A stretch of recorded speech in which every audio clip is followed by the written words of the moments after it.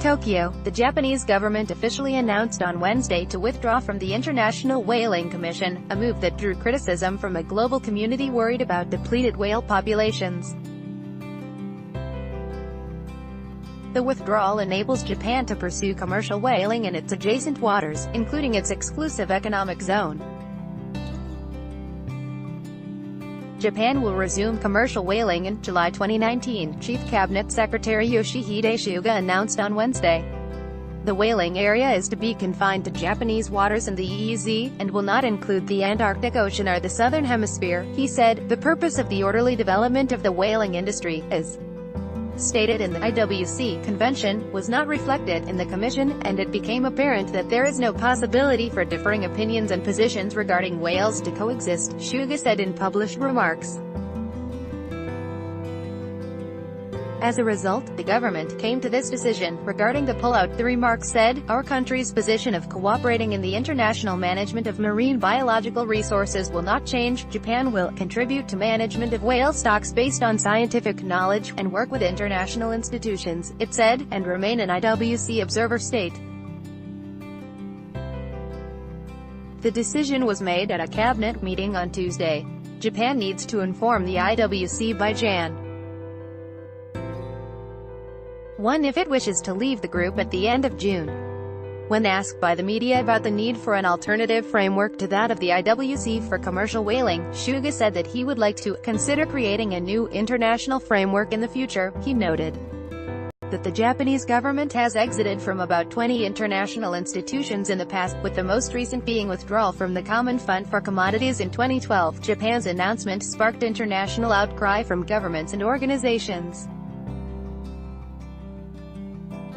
Australia released a statement on Wednesday saying that it urges Japan to return to the Convention and Commission as a matter of priority. "We acknowledge Japan's commitment to continue to cooperate with the Commission as an observer," it added.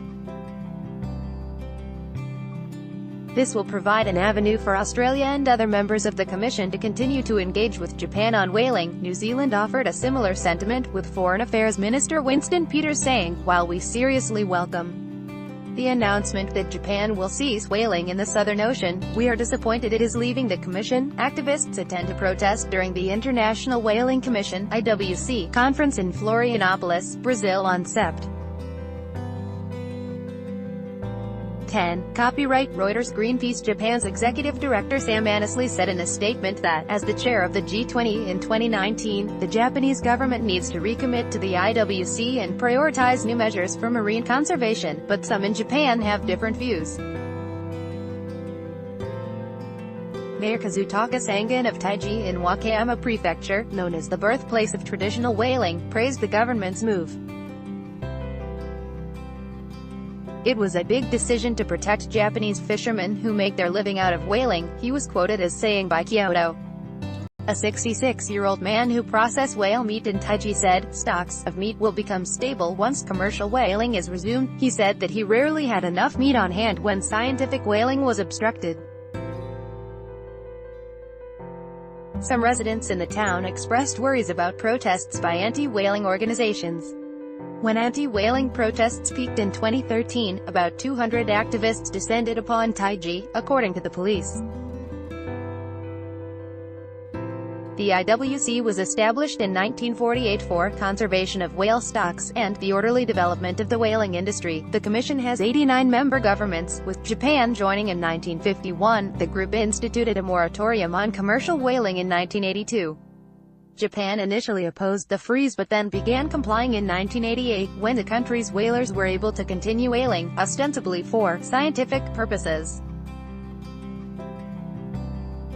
Species such as the minke whale are protected by the IWC, but since these species are not endangered, Tokyo wants to hunt them. Leaving the IWC allows Japan to pursue commercial whaling for the first time in 30 years. At the same time, the country can no longer undertake scientific whaling in the Antarctic Ocean under international law. Japan has long been proposing sustainable use of whale stocks based on scientific data, just like other marine resources such as tuna. It faced strong opposition from Australia and other anti-whaling countries, but discussions to resolve the issue stalled. In its annual meeting in Brazil in September, the IWC rejected Japan's proposal to resume commercial whaling of relatively abundant species. 7 of 13 great whale species are endangered or vulnerable, according to the World Wildlife Fund. For the IWC to set a catch quota or establish a sanctuary, 3/4 of its members must vote to do so. But anti-whaling countries have declared they will not allow any form of whaling. Masaki Taniai, Vice Minister for the Ministry of Agriculture, Forestry and Fisheries, told the meeting after the vote that Tokyo had no choice but to examine all possible options, including withdrawal. Members of the leading Liberal Democratic Party were also requesting the government to pull out of the IWC. Japan's demand for whale meat is uncertain. The country used to consume 200,000 tons per year, but the figure has sat between 3,000 tons to 5,000 tons in the past few years.